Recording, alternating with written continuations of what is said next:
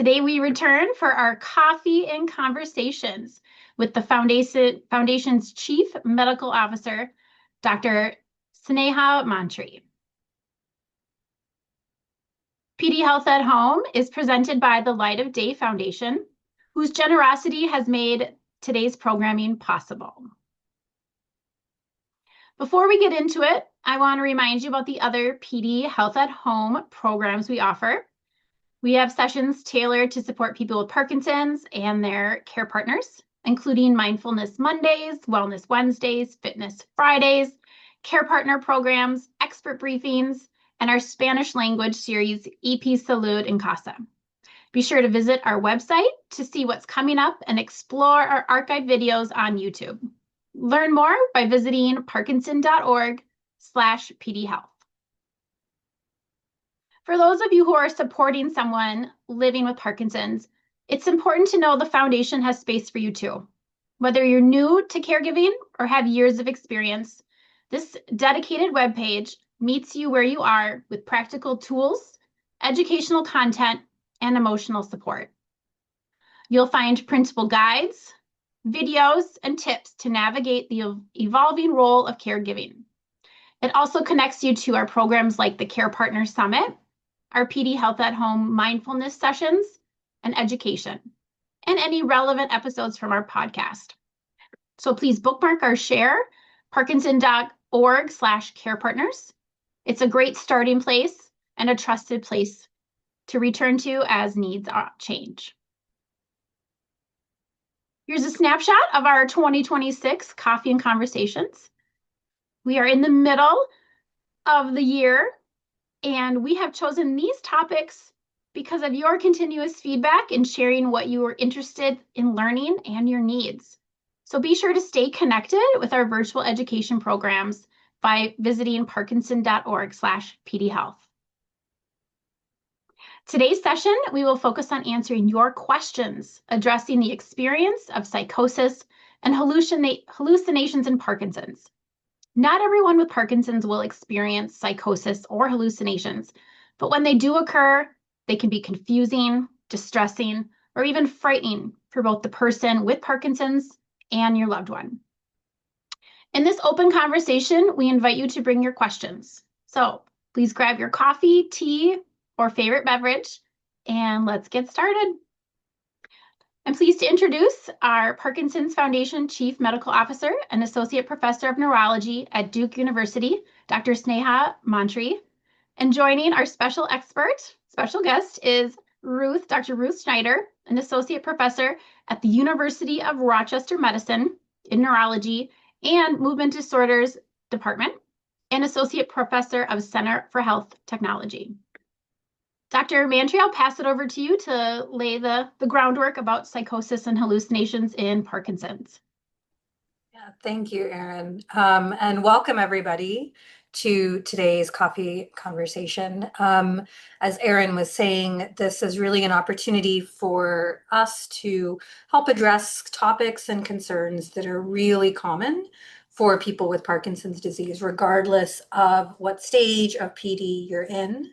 And we really try to focus on topics and issues that might be hard or difficult to bring up in your visits with your clinical team.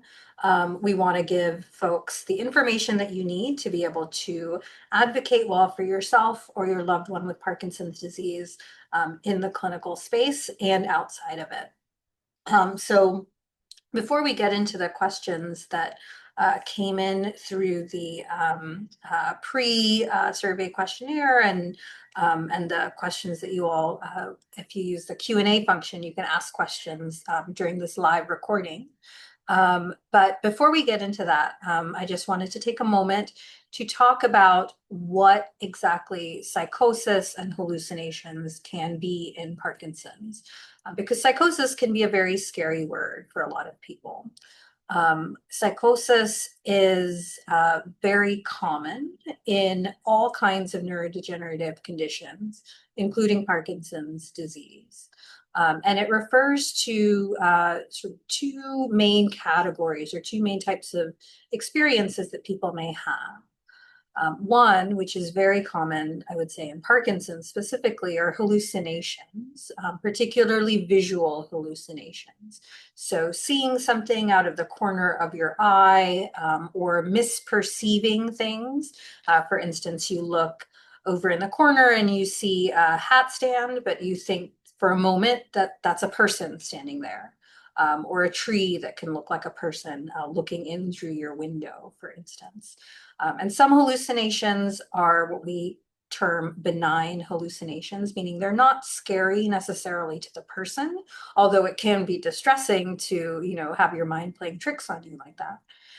Some people with Parkinson's also experience more frightening or threatening hallucinations. So if you ever are talking with your clinical team about hallucinations, they may ask you, are the hallucinations scary? Or do you need to chase them out of the room or something? Because that can help us understand what the impact is on you and your daily functioning. The other component or the other form of psychosis is called a delusion, which is a misinterpretation of what might be happening in the world. So one example of a Parkinson's related delusion is something called Capgras syndrome, where somebody might think that their spouse or loved one or care partner has been replaced by an imposter. So you look at the person and they look exactly like they always have looked, but you're unable to recognize that they are the same person. So your mind fills in the blank and says, this must be an imposter who's taken over my loved one or my care partner's space. And that can be, as you might imagine, really distressing both to the person with Parkinson's and to the person, the care partner, or the person that they think is an imposter. And it can lead to a lot of distress and a lot of arguments and a lot of confusion. Those types of delusions, I would say, are much less common in Parkinson's disease than hallucinations are, but they certainly do happen. And if they happen, there are ways to help manage them. So I just wanted to sort of lay out some of those terms and definitions that Dr. Schneider and I might be passing around or mentioning as we talk today about how to address and how to manage psychosis and hallucinations in Parkinson's. Dr. Schneider, I don't know if you have other things you'd like to say before we sort of get into the questions themselves. That was a great introduction. I thought that since I saw some questions coming in the Q&A about this already, that I might just try to tease out one other category, which are what we call the minor phenomena or minor hallucinations. So there's really kind of three things that fall in that group: illusions, feeling of presence, and passage phenomenon. And illusions are kind of a misperception of something. So for example, it's a fire hydrant and you think it's a dog, okay? Or one that's happened to me. I put in a new piece of exercise equipment in my bedroom and I would just keep waking up and thinking that it was a person with a hat on. The other type is passage phenomenon, which is this sense of kind of something moving in the periphery, kind of maybe it looks like something scurrying on the ground or going by. And the last one is feeling of presence, which is this feeling that somebody is there with you. And that's not necessarily a disturbing sensation. It often for some people can be, somebody they know and something that they're comforted by.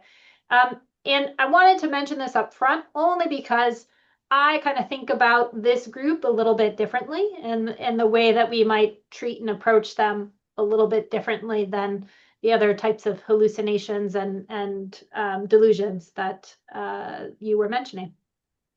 Yeah, thank you for clarifying that, because I think it is helpful. And, if you bring this up with your care team, they'll ask you all of these questions to try and tease out, what type of hallucination or what type of delusion are you experiencing? Because that can be really helpful, I think, for us as physicians and, and clinical folks as we try to figure out how best to help folks with their concerns. Yeah.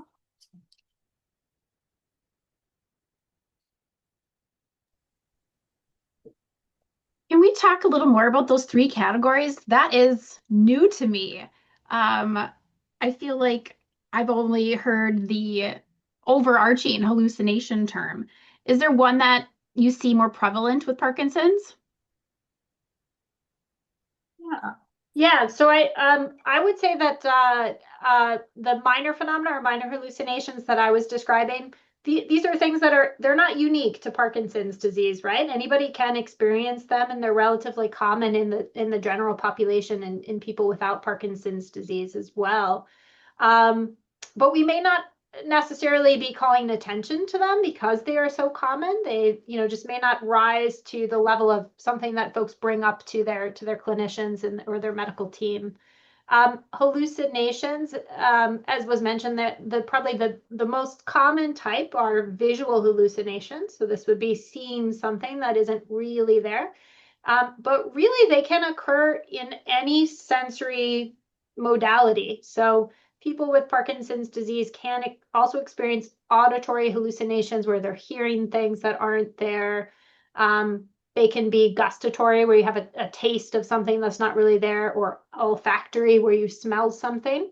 Oftentimes, when it's a smell, it tends to be a noxious smell, like smoke, for example, or garbage. And then lastly, tactile. So sometimes, people can have hallucination that there's something touching them that is not really there. And I would say in the clinic, I don't know about you, Dr. Mantri, but I probably hear most often about visual hallucinations. Those are what kind of we typically talk about and address. But certainly, again, we just want to be mindful of the full spectrum of symptoms that we can see, and encourage you all to not be shy about bringing this up with your medical team if that's something that you're experiencing. Yeah, I would agree. And I think it's true that visual hallucinations are probably a little bit more common in Parkinson's disease than in other neurological conditions. But people with Parkinson's, as you said, can experience the full range of hallucination. And the other thing that I think is important to keep in mind when thinking about hallucinations in PD is that many hallucinations are um, not scary necessarily. So, for instance, that sense of presence or this kind of vague feeling that somebody is standing behind you or watching over you may not be scary at all to some people.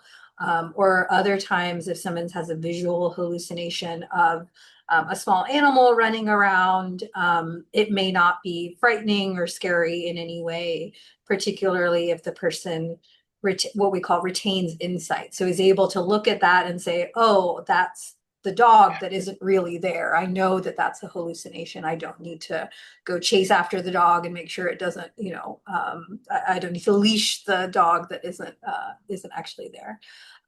But sometimes that can progress to things that are more scary or more threatening or more concerning. And that's when often as a doctor, as I start to hear that from my patients, that the hallucinations are becoming frightening on their own, or they're leading the person to try to run after the thing that isn't really there. That's the point where I start to get my threshold of wanting to make a change in medications or some other kind of management decision starts to go up. Yeah, I would completely agree with that. I think, certainly if the experiences are distressing or bothersome, posing any safety concerns, or if you've kind of lost that sense of what is real or not, because again, sometimes people can still have insight into, okay, I think there's something there, but after I checked in with someone else, now I understand there really isn't somebody there, and can accept that. Once you get past that, those are definitely triggers for thinking about, we need to make an adjustment in the medications and address this differently. But I would also put just a call out to bring these symptoms up early, right? Because short of medication adjustments, there's a lot that we can do to potentially help with that. And I would say, particularly if these are new symptoms that are happening, you want to make sure to bring this up with your team. Sometimes it can be related to a recent medication change. There can be an infection, um, dehydration, an issue like another medical issue, like a thyroid problem, for example. There can be something else going on that we might treat or address differently that could help to address the symptoms that you are experiencing. And I think bringing these things up early is also a good time to think about what other interventions can we do, right? So if somebody is having these minor hallucinations or visual hallucinations, can we adjust the environment to make sure that it's well lit? If there are auditory hallucinations, can we make sure that hearing is checked and that the person has appropriate hearing aids or another solution to address that? And then sometimes these symptoms can be related to cognitive impairment. And so I often, when people bring them up to me in the clinic, I will use that as a prompt to, okay, I should ask some questions about memory and thinking as well, and make sure that I'm screening for vision impairment, hearing impairment, sleep, cognitive impairment, a whole host of things that maybe I can address up front and kind of delay the need for other adjustments down the road. Do you have a similar approach? Yeah, absolutely. I mean, I think anytime somebody brings up a new symptom, first of all, the first thing that goes through my head is this directly related to the fact that they have Parkinson's? Is it related to a sort of secondary complication? Like you said, is it an infection or a thyroid issue or something else? Is it an issue with the meds that they're currently on? Some of the meds that we use to treat physical symptoms in Parkinson's disease, because they impact dopamine levels and dopamine transmission, can have this kind of unfortunate side effect of misperceptions, hallucinations, psychosis. And so that's always my first go-to, is to look through and see to what extent is this purely the Parkinson's, or is it something else that is sort of triggering or exacerbating the issue, and how can we address that up front to prevent more trouble and more complications. Yeah, I think oftentimes when these symptoms emerge, it might be an opportunity for de-prescribing. So kind of de-escalating some of the medications that someone might be taking. So I know there's different approaches to this, but I'd be curious to hear how you think about which medications you're going to adjust first in somebody who's having new visual hallucinations. So for me, I will say certainly if I made a recent change in their Parkinson's disease meds, like if I just increased the levodopa, that might be the easy answer, is to back off on the levodopa a bit to try to address those symptoms. But then I know, some people like to prioritize reduction of medications that are most likely to be contributing to the psychosis, and others kind of start with medications that may be less likely to contribute, but are probably also not doing too much for addressing motor symptoms. So I'd be curious kind of how you think about that, and recognizing that, I don't think there's a right approach here, just differences in how we do this. Yeah, I think you're right. I mean, there's no one way to treat Parkinson's. And I think we know that because everyone's Parkinson's is so different. So it does depend on, as you said, was there a recent change? Was there a recent adjustment in the timing of medications? Sometimes if people are taking their medications, in the morning versus later in the day, that can have an impact on when they might be having these, illusions or hallucinations or delusions. So I always look at that as well if I can, especially if there's been a change or an adjustment recently. My usual philosophy, and again, this is just the way I practice, I think everybody practices differently, is if somebody's starting to have more hallucinations, I look and see if they're on either very high doses of levodopa or another class of medicine called dopamine agonists, because those are sometimes more associated with hallucinations than others. But so if somebody's been on a agonist for a very long time and we're not sure how much the agonist is still doing, I might say, hey, maybe we can think about adjusting this or changing it or reducing it to see if that helps with the hallucinations. I like the approach of deprescribing if I can, as opposed to simply adding on another medication. There certainly are medications that are great to help manage hallucinations if you can't get around it any other way, but I worry sometimes, I don't know if you've seen this as well, that people get on what I sometimes call a medication treadmill, where you add a medicine and then you have to add another medicine and another medicine. And before you know it, people are on a whole long list. And it gets really hard to figure out what's doing what anymore. Yeah. I like that phrase, the medication treadmill. I think it captures that phenomenon nicely. And I think it's also a good reminder to think beyond the Parkinson's disease motor medications, right? Because sometimes it's maybe a bladder medication that is contributing, and just a good prompt for us to do kind of a thorough review of meds and think about what is still serving this person well and what is maybe causing more side effects than benefit at this point. Speaking on of the medication for a different issue, do you believe that that is a cause of the hallucinations, or what is the true cause of those hallucinations in Parkinson's? I think it really depends. For many people, it can be, the underlying Parkinson's is kind of putting you at risk, perhaps, of having hallucinations, but then some medications or some other cause might tip somebody over into actually experiencing those hallucinations. So bladder meds are a really classic example of that. Not all bladder medications, but many of them can cause people to be a little bit loopy or confused. They affect a particular region of the brain and a particular neurotransmitter that can predispose people to hallucinations. It's not uncommon that somebody may have been prescribed that bladder medicine by a non-Parkinson's doctor, perhaps their primary care doctor or a urologist, who perhaps didn't realize that it might have this kind of impact on somebody.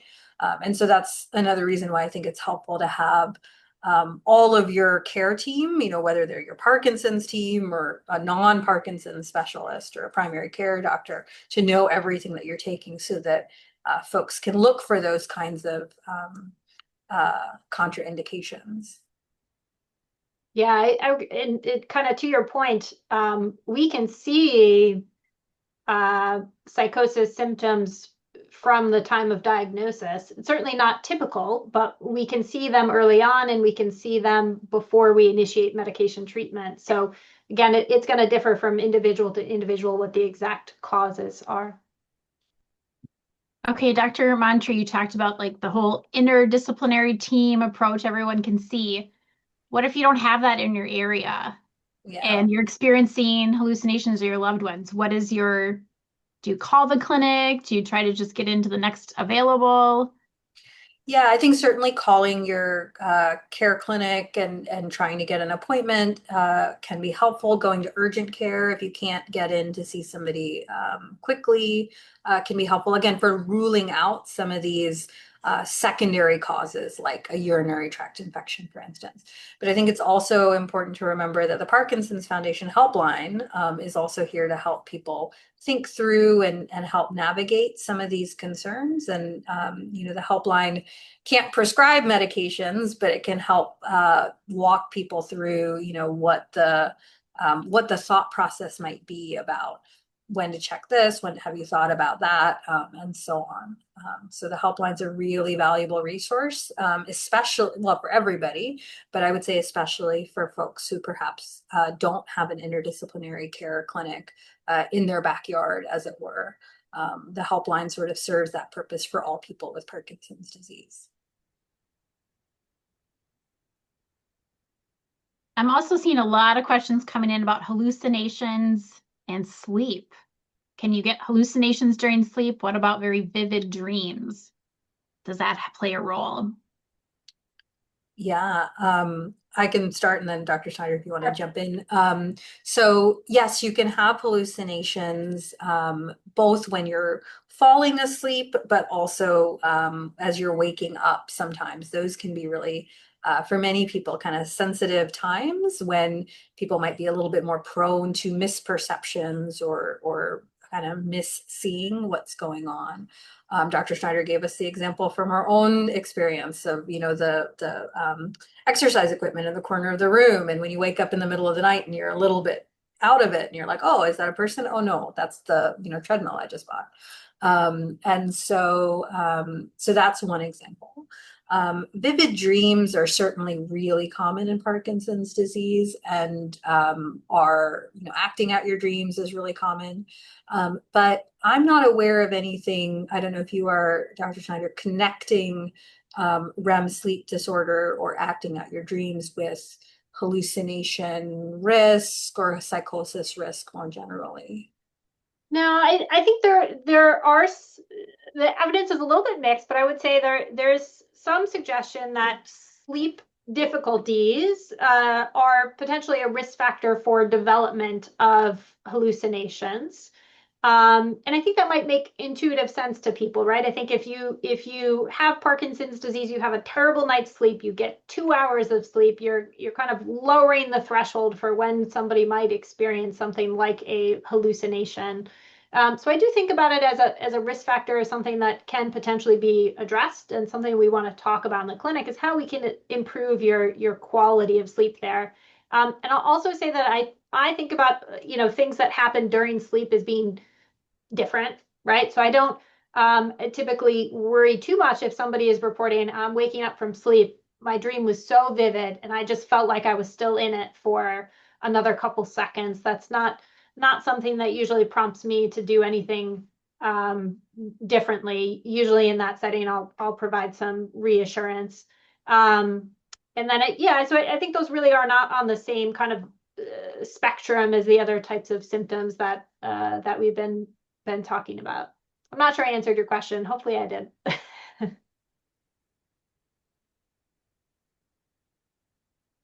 Dr. Schneider, you mentioned you can see symptoms of psychosis even during like a first evaluation. Is there a time frame, like a young onset person with Parkinson's could experience hallucinations, or middle advanced stage, or typical diagnosis around age 60? Yeah, so I would say they can happen at any point, but they're definitely more common as Parkinson's disease advances. So as symptoms become more severe and as time from diagnosis advances, they become much more common. So I would say it's not typical to see those symptoms early on, though it certainly can happen. And part of it depends on how we define it, right? Part of it depends on, are we counting those things where you're kind of misperceiving something that is out there and seeing something in the corner of your eye, or are we thinking about those a little bit differently? Yeah, hopefully that answered it.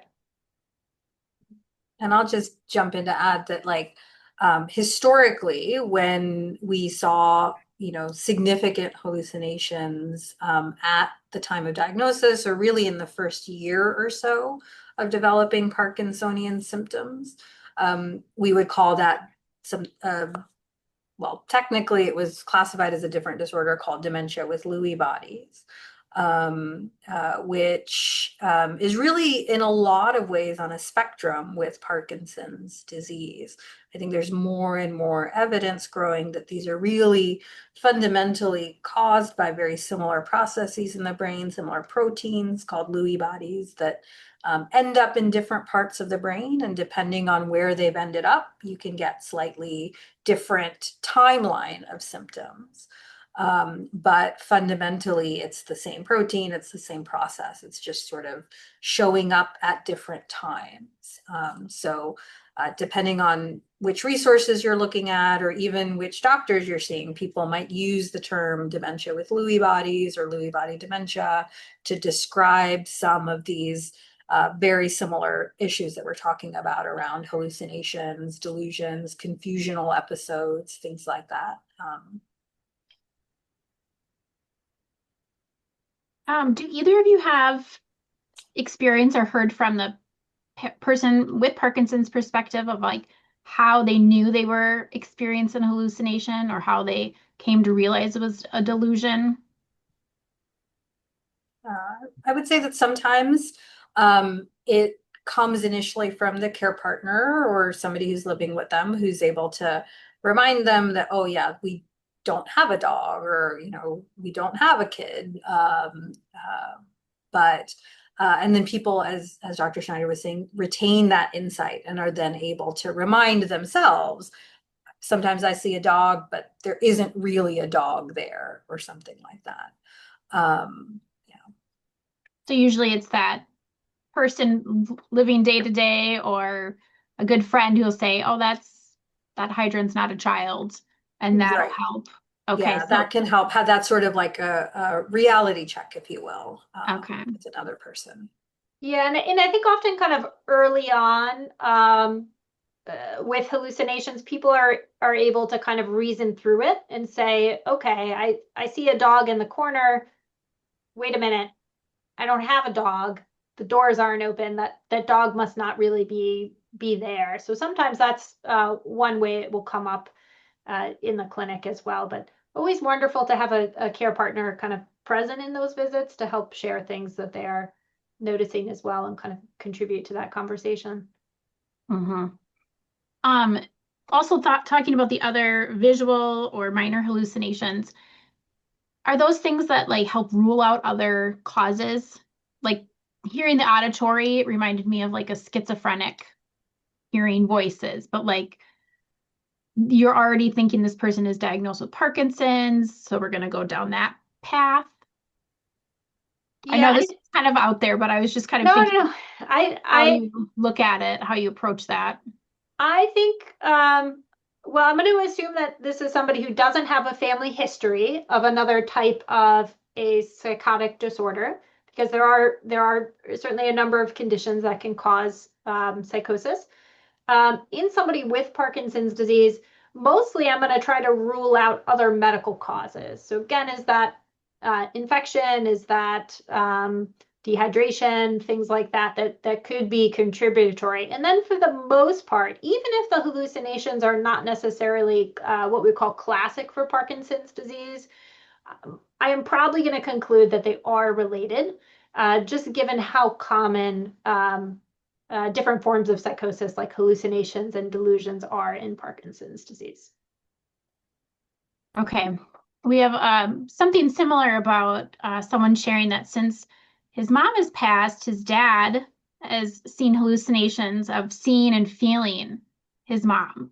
Says, I don't see anything. Could that be his hallucination? And he's convinced that she is physically around and he talks to her.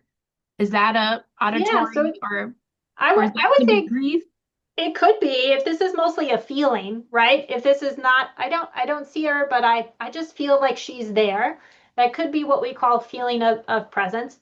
I also just want to acknowledge that there are certainly cultural and religious differences, and that in some segments that might be considered kind of a normal grieving response, right? So I think when we talk to people about this, we have to always keep in the back of our mind kind of what have some cultural sensitivity and kind of what is maybe kind of standard or I don't know part help me out, Dr. Mantri. Yeah, no, I would agree. I mean, I think certainly there's like cultural, religious traditions in which feeling the presence of the person who has passed is really important. And even outside of those kind of more defined traditions, I think many people do have a sense of comfort from remembering their loved ones. And so I've had this come up with one of my patients who lost his son in a very tragic way and would sometimes feel like he would come downstairs and he would for a moment see his son sitting at the kitchen table. And that was really valuable to him. It was not scary or threatening in any way. It made him feel connected to, his son. And so we, talked about it at every visit and I checked in and it wasn't causing distress. If anything, it was comforting. So I said, we're not going to chase this. We're not going to, fight this. If it's something that brings you comfort and brings you happiness, like that's fine. That's good in a lot of ways. So I think having that nuance in the conversation is really, really important. Nothing in Parkinson's, I would say, is ever 100% one way or 0% the other way. But particularly when we're talking about some of these more complex topics, it's really important to have that open conversation with your care team about what you're experiencing, how it makes you feel, how it's impacting you, because that can help guide what the decision making should be. Yeah, and I would say that that particular experience, in my clinical experience, is often a comforting one. It is very rare that somebody will describe this as something that is kind of disconcerting or upsetting to them. It generally is a comforting experience. Yeah, I've talked with a gentleman who sees a cat, and it's a very nice cat, and so he has no concerns with it. So we're not going to treat it at this time, and that's okay. He knows it's not real, but it's company sometimes. So yeah. A lot of questions about like medications and how you work that through with your provider. For example, someone is saying that they're noticing hallucinations are ramping up around time of medication for levodopa. Yeah, Is that that's a something you really immediately common. connect with? Yeah. Yeah, it can certainly happen. Again, especially if there's been a change in the dose or a change in the timing, that can sort of tip people into experiencing more hallucinations.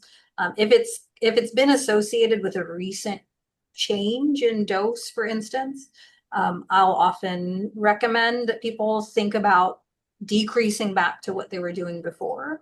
It's important to remember why the dose was increased, though. So, like, if somebody was experiencing, say, a lot of off time and crashes in their off time, and we were increasing the medicine to try to compensate for that, it's important to remember that if you reduce it, you might start experiencing that physical side of things again. So it's always a balancing act, I think. But good to talk with your care team if there's been a recent change in medicine, or even if there hasn't, because, as we were both saying earlier, sometimes it could be a totally different medicine or a totally different issue that has come up that needs to be addressed and adjusted for. Yeah. And sometimes, we've done what we can as far as minimizing contributing medications and addressing other variables. And that becomes a point where it is time to add something into the mix to help address psychosis or delusions. And again, for me, it's frightening, it's disturbing, it's posing a safety concern, or they've kind of lost that reality check of whether or not this is actually happening or not.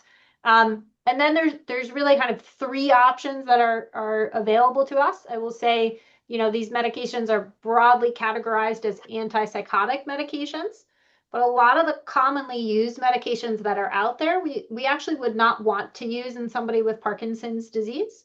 And this is because they can worsen, they commonly act on a specific type of dopamine receptor called the D2 receptor, and they can worsen somebody's movement. They can make it harder to walk and kind of worsen all those typical Parkinson's disease motor symptoms. So there's a lot of medications that's important for us to avoid when we're thinking about treating psychosis and Parkinson's disease. But there's really kind of three that I think are kind of most commonly used and available to us. And well, I can name those quickly. So there's quetiapine, pimavanserin, and clozapine. And I will say quetiapine is not one that has much support from clinical trials. Actually, the evidence is pretty mixed for it, but I think it's probably the most commonly prescribed medication. And some of the kind of benefits of it are it acts pretty quickly. And so we can give it to somebody and kind of anticipate that there's going to be a very quick kind of benefit from starting that medication. The only medication that's out there that's kind of specifically approved for treating psychosis and Parkinson's disease is called pimavanserin. And that medication is also a really great option to have in the toolbox, something that we can reach for when we need it to help address psychosis in people with Parkinson's disease. And then lastly, clozapine I mentioned. I would say clozapine is probably the least used medication of the three. And that's mostly, so it can actually work really well. And we can use kind of very low doses of it in people with Parkinson's disease psychosis. But there's a low risk, but still a risk of a something called agranulocytosis, which is essentially where you get very low levels of a certain type of white blood cell that you need to fight off infections. And so because of that, there's a lot of kind of monitoring that we need to do with that medication when we use it. And I just wanted to mention those because I know there were some questions about kind of when we might think about starting medications and what medications we might reach for, or that you might want to ask your medical team about. Does that match with your experience, Dr. Mantri? Yeah, I would agree. I think quetiapine tends to be used most often because it's been around the longest, and even though it doesn't, of those three, I would say, and even though it doesn't have a ton of clinical trial data, it has a lot of anecdotal data and sort of real world support for its use. And it's pretty convenient to use because it can be dosed as a standing dose or as needed, which is always nice to have something that people don't have to take all the time, but they just need to take as needed, and it sort of kicks in a reasonable amount of time. The others, the clozapine and the pimavanserin, do need to be taken on a regular scheduled basis and can't be used in that as needed way. So that's another important nuance to keep in mind. We have a question asking about a newer non-dopaminergic Cobenfy, Cobenfy. I have always pronounced it Cobenfy. I don't know if that's right or wrong, but that's how I've said it. So I think I will comment on the kind of non-dopamine approach, right? So pimavanserin, which has the brand name Nuplazid, is also a medication that acts on the serotonin receptors. So that's kind of this theory that we want to avoid these dopamine receptors, and particularly the D2 receptors, to avoid worsening all the motor symptoms of Parkinson's disease. Would be kind of directly working against what we're trying to do with things like levodopa and ropinirole, pramipexole, et cetera. So Cobenfy is a new medication that does not act on dopamine receptors. I think it actually has a dual, like it acts on two different targets from what I can recall offhand. I don't believe it has been studied at all in Parkinson's disease yet. I think it has been studied in other populations. But certainly seems very, interesting just from the standpoint of, can we address psychosis without acting on those dopamine receptors? I think the theory from my standpoint kind of makes sense. I don't know if you have any experience with that, Dr. Mantri. I have not prescribed it yet, but I agree. I think, thinking beyond the dopamine kind of box can be very, very helpful when we're trying to address a lot of different issues in Parkinson's, but particularly the more intractable issues around, psychosis that's not responding to things that the more conventional treatments that have been around for a while. All right, I'd like to switch gears as we have a lot of questions about how to handle a loved one with Parkinson's experiencing a hallucination or delusion. What's the best appropriate response for care partner, caregiver, say for agitation or aggression? Yeah, so the first thing I'll say is that this is a really common issue. So it's not, I think it's a common issue that doesn't get talked about enough because of the stigma around it. And so sometimes people can feel really isolated and scared and like, what's happening to my loved one? And those feelings are normal. And it is scary to see somebody sort of be confused about what's going on in the world. So that feeling and that fear is real. But at the same time, I think one of the things that can be most helpful for care partners to do, if it's safe, is to remain as calm as possible. And this takes a lot of effort from care partners to help what we call redirect the person who's experiencing that, agitation or hallucination, to help, first of all, make sure that they and people around them are physically safe, but also, if possible, get them to a different room or a different space, and get them to calm down in whatever manner possible. I remember I had one patient, this was many years ago, who had intermittently experienced like really, really vivid visual hallucinations that were very distressing to her. And her care partner, her husband, came up with this really brilliant idea to create a playlist of music that she liked.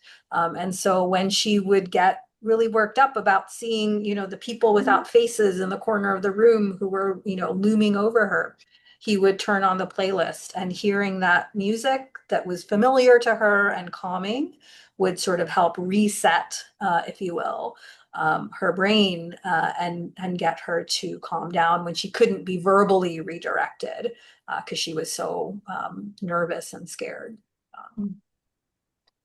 Yeah, I would say for me, it's often this balance between you want to try to reassure them, right, and validate their feelings without being dismissive, but at the same time, I generally tell people this is not a time to get into an argument or to correct them, right? So if somebody does not have insight into what is real in that moment, there's no need and really no benefit in trying to convince them otherwise, right?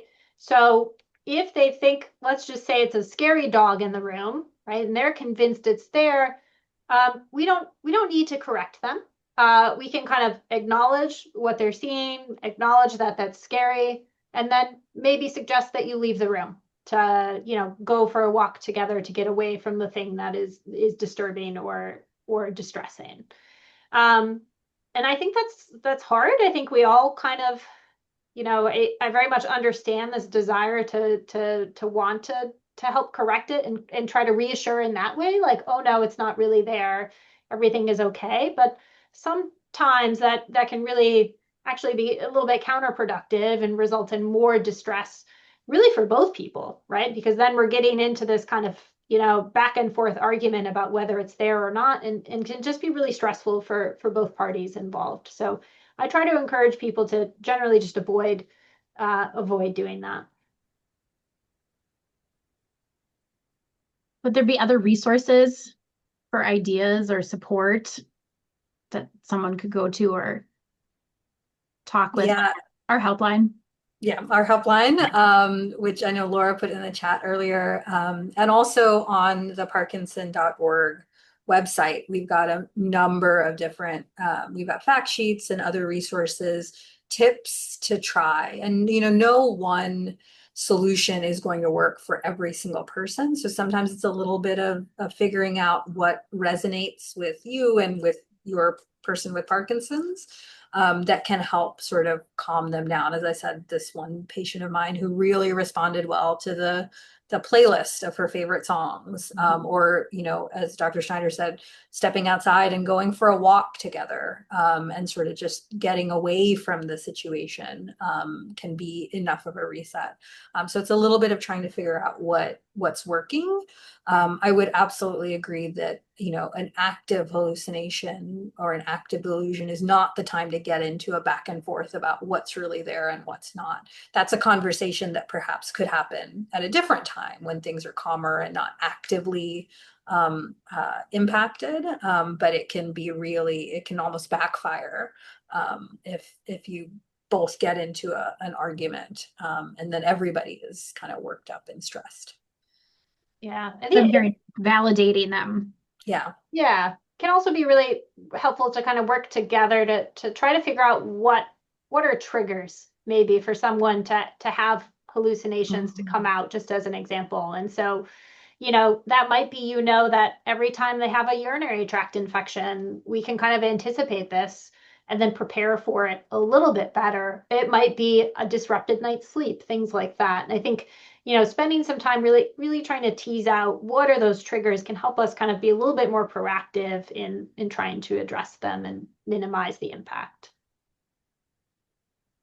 What about a delusion where the person with Parkinson's is experiencing a delusion that their loved one is not their loved one. It's a replacement, or there's a conflict, or you're having an affair with so and so.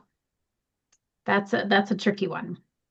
Yeah, I would say in my experience, the delusions are very challenging to treat. And I just want to acknowledge the distress that they can cause the care partner, right? And how upsetting that can be, particularly for what we call delusions of jealousy, where somebody might become convinced that someone is having an affair, as an example. And so to try to keep in mind that this is the disease talking. This is not, really what somebody thinks and believes. This is the disease. And then for me, this is really a situation where medications are most helpful in addressing. So this would be a time you definitely want to talk to your medical team about, is there a medication that we can introduce here to help better manage this symptom? And then I guess lastly, I would say just making sure that, if you are the care partner in that situation, that you're carving out some time for your own needs, making sure you're taking care of yourself and doing the things that give you meaning and things that you'd like to do, and kind of asking for help early and often as a way to really kind of, better manage that situation. Going a little deeper, we have a question about differentiating paranoid delusions from legitimate real concerns, particularly related to accusations about caregivers and potential mistreatment. Yeah, that can be a hard one to tease out, especially, if there's concerns about abuse or neglect, or what may be going on when the non-Parkinson's partner is in the room. I think this is also an area where the care team, ideally, you want to get them involved and get them aware of this issue as soon as possible, partly because it can be very treatable with medication adjustments and changes, and potentially adding on some of these antipsychotic medicines we were talking about earlier. These types of things tend to be less redirectable than simple hallucinations, maybe, for instance. And so that's why we tend to and more distressing or more consequential. And so that's why we often think first about medicines in these kinds of situations. And it's also, I think, helpful to have a social worker involved, whether that's a social worker who's part of the Parkinson's care team, or a separate social worker, counselor, somebody to help navigate some of these delusions and concerns. Yeah, I was going to say just that about pulling in other members of the care team in that situation. I think, as you said, this is sometimes it's hard, right? If this is, say, somebody who's maybe in a skilled nursing facility, you're not there all the time. It can be really hard to get to the answer there, kind of figure out what's actually going on. And I think we want to be careful not to just outright dismiss things that folks are saying, even if we know that there's a history of psychosis there. And so involving, a social worker on the team can be really helpful in kind of navigating those challenging conversations. Yeah, that can be a very, very disheartening, very concerning when you hear those words coming. We have just a few minutes left, and there's a couple more questions coming back about the causation. Have you know any more about, like, if there's any surgical or anesthesia interaction between a Parkinson's person with Parkinson's experiencing hallucinations or delusions post-surgical?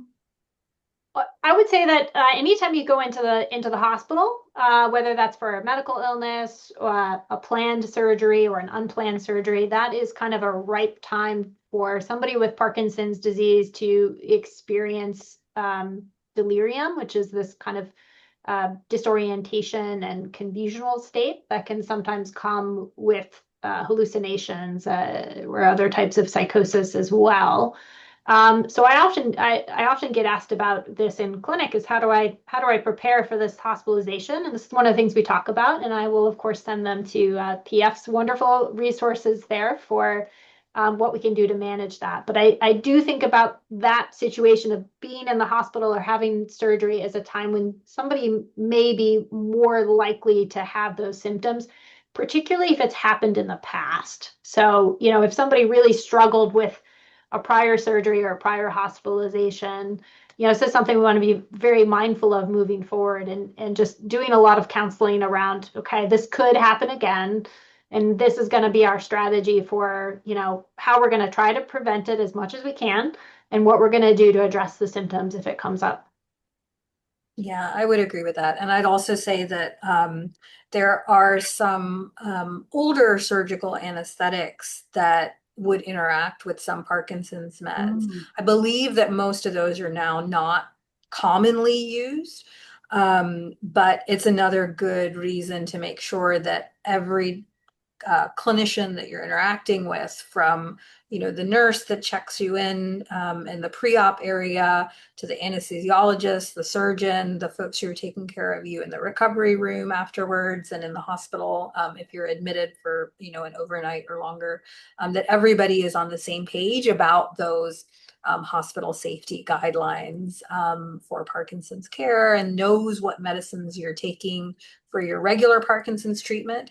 And as Dr. Schneider was saying, knows how to manage potential delirium if it does come up, so that there's a plan in place up front, even if it never has to be used. But it's important to talk through all of that with people ahead of time, and have even a physical printed copy of your medication list to make sure that it's the most up-to-date and accurate for everybody is really valuable.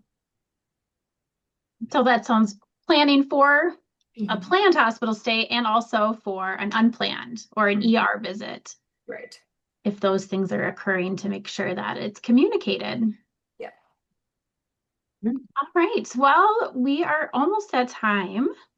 Do either of you have any final thoughts or questions after this conversation and all these kind of common themes coming in?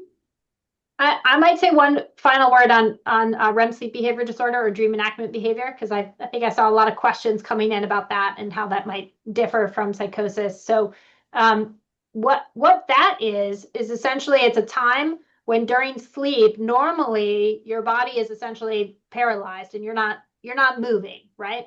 But what we see with REM sleep behavior disorder is that you don't have that normal loss of tone and you can move. And so what happens is people act out their dreams. And this tends to be kind of a high adrenaline situation. So you're chasing somebody, you're running away, you're getting in a fight, things like that. And that is different from psychosis, from the symptoms that we have been talking about. But it is very common in Parkinson's disease, and it's a very common early symptom. So something that we can see years to even decades in advance of a diagnosis. But just to really differentiate between those two things, those are two separate things. Both can be can be disturbing to people and challenging to treat, but we would think about those as different things. I think that's a really good nuance to make clear, Dr. Schneider. So thank you. And the other thing that I'd add, just specifically around psychosis, hallucinations, delusions, sense of presence, or these kind of more minor phenomena, they're really, really common in Parkinson's. There's a lot that we can do to help manage that, whether it's medication changes, non-medication options. So really important if you start noticing these types of symptoms, particularly if they get distressing, to bring them up to your care team and make sure that they're getting evaluated and addressed, because they're a big issue in quality of life for people with Parkinson's and for care partners. So I want to just emphasize that, as with all Parkinson's symptoms, to make sure that your care team knows about them. But because these can be a little stigmatized sometimes and people feel nervous or embarrassed about bringing them up, please don't. Please know that there's a lot that we can do as doctors and clinicians to help with these distressing issues. Well, great. Thank you guys so much, Dr. Mantri and Dr. Schneider. This was so helpful. for joining us today for our Wellness Wednesday. And a big thank you to everyone else for joining us. Again, just want to remind everyone that we are so thankful to the Light of Day Foundation, whose generosity has made this programming possible. And there was a lot of questions that came in today. So if we didn't get to your question, or if new one comes up as you process information, we're here to help. The Parkinson's Foundation Helpline is trusted live support service available to care partners and anyone impacted by Parkinson's. Staffed by nurses, social workers, and Parkinson's specialists, it's a place where you can get answers to both medical and non-medical questions. Beyond information, our helpline team provides emotional support, helping you feel heard, validated, and empowered. It's also one of the best tools for connecting you with additional resources, like who's the professionals in your area and local support groups, wellness programs, any other special events or education programs through the Parkinson's Foundation. These services and support provided by the helpline is free, confidential, and bilingual, English and Spanish. We encourage care partners to reach out, whether it's the first question you've had or the 100th. We're here to help. And before we wrap up, we have one last favor. Your feedback is essential to shaping the Parkinson's Foundation's programming, just like this coffee and conversation was from your comments. So please take a moment to share your thoughts and what you'd like to see topics for in the future. Thank you again for joining us today. Please let us know, please know that you are not alone. There is a community here for you to help support every step of the way. If you have any questions or need any additional support, don't hesitate to reach out. We can help each other live well with Parkinson's. Thanks again for joining us today, and we look forward to connecting with you at future events. Take care.